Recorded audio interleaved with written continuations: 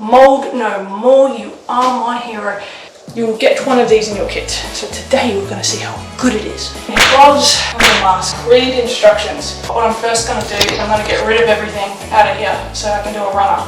If you've got executive function issues, don't read all the instructions in pieces. Read the very first one, and it said turn the foam trigger nozzle on position. Now go back to the next bit. Spray from 20 to 30 centimeters. Remember, 30 centimeters was the school ruler.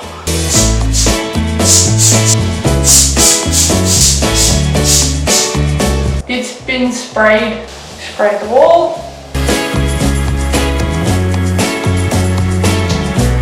Next step, leave it for 2 to 10 minutes. I'm going to leave it for 10, but probably forget about it. It's been like 20 minutes. Looks the same. Alright, let's read the rest of these instructions. Scrub if required. It does require. Let's just start here.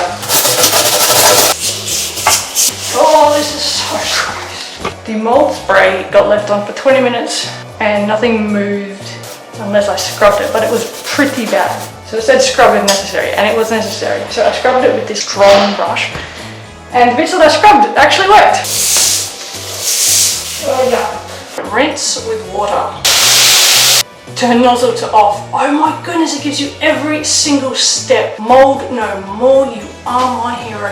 Whoever made this understands all of us. You can see the difference between the bits I scrubbed and the bits that I did not. This does work if you want to get in there and scrub it. It was all up here, that's all gone. Semi-scrubbed, not scrubbed. I don't really want to get my shoes in there, but I have been looking forward to trying this other technique. So it's when you use this toilet stuff, Power Gel toilet cleaner. So I'm going to give that a whirl. And what's good about this is they said you can leave this one on, even overnight. And I like that because then I can just go do other things. I really want to go eat. I've got some chicken downstairs.